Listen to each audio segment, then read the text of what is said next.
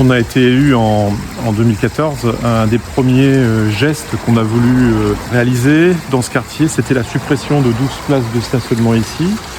Non pas parce qu'on veut supprimer le stationnement, mais parce qu'on pensait que symboliquement, il était utile de remettre sur cette place quelque chose de symbolique qui soit de nature à redonner une image positive au quartier. Donc on a favorisé la création des terrasses pour les restaurants qui sont sur la place et surtout on a aménagé cette fontaine.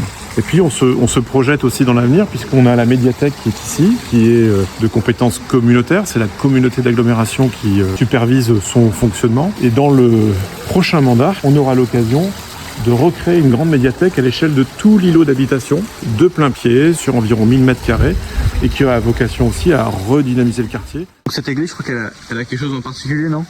Alors, ce qu'elle a de particulier, cette église, tout d'abord, c'est une basilique, attribuée par Rome, est un rang assez important. Et en effet, cette basilique contient le crâne de Saint-Aubert, donc l'évêque qui a fondé le Mont-Saint-Michel au 8e siècle. Ce qui est très particulier aussi dans cette église, c'est sa tour, une tour qui est assez vertigineuse, qui fait 75 mètres de haut et qui est entièrement construite en pierre de taille, en granit taillé qui provient des carrières de la région. Donc c'est un vrai chef-d'œuvre dans le domaine de la taille de pierre. Et puis dernière spécificité de cette église, eh bien, il faut savoir qu'elle est construite à l'emplacement du forum gallo-romain qui était le cœur de la ville romaine fondée au 1er siècle avant Jésus-Christ. Donc le forum antique, c'est l'espace public, c'est l'équivalent de la place du marché, de l'hôtel de ville d'aujourd'hui.